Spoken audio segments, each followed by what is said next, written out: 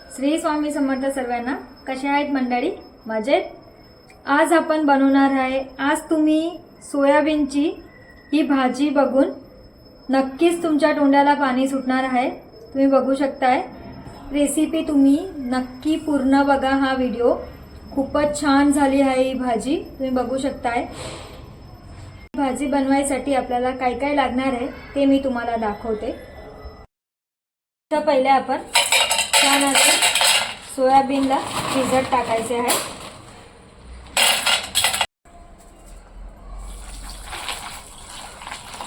थोडं आपण पाणी गरम करायचं आहे आणि गरम पाणीमध्ये आपण सोयाबीनला 2 मिनिटं राहू द्यायचं आहे। वाटण करून घ्यायचं आहे, त्याच्यासाठी 2 टमाटर घेतले आहे मी। टमाटरला छान असे मोठे मोठे चिरून घ्यायचे आहे। इथं मी 4 ते 5 लसूणची कली घेतली आहे। 2 अद्रकचे तुकडे घेतले आहे, त्याला बारीक असं चिरून घ्यायचं आहे। तुम्ही बघू शकता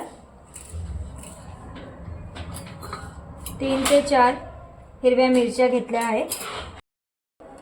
थोडा हिरवा धना टाकायचा आहे आणि छान आपण याचं वाटण करून घ्यायचं आहे मिक्सरमध्ये। तुम्ही बघू शकताय छान असं मी वाटण करून घेतलं आहे। इथं मी बारीक 2 ते 3 ग्रेव्हीसाठी कांदे चिरून घेतले। चला आता आपले सोयाबीनचं आपण पाणी काढून घेऊ। तुम्ही बघू शकताय छान असं आपण सोयाबीनचं पाणी काढून घ्यायचं आहे। तुम्ही बघू शकताय मी सर्व सोयाबीनचं पाणी काढून घेतलंय।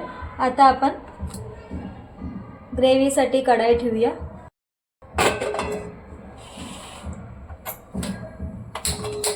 कढई गरम झाली आहे, आता आपण तेल टाकायचं आहे 3 ते 4 चमच्यासारखं।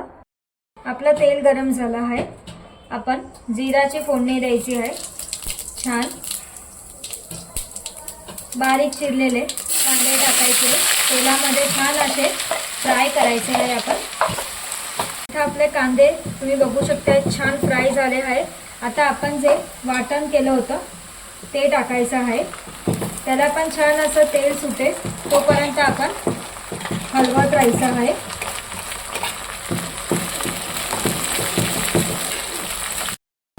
आता आपण अर्धी चमची सारखी हळद टाकायची आहे।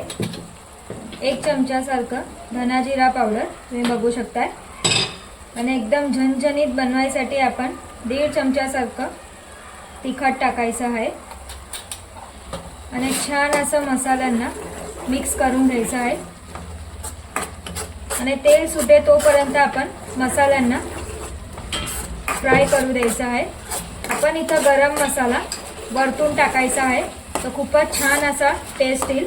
तुम्ही बघू शकता किती छान असं तेल सुटतं आहे भाजीला। तुम्ही बघू शकता भाजीला छान असं तेल सुटलं आहे। नंतर आपण त्याच्यावर वरतून थोडी कस्तुरी मेथी टाकायची आहे।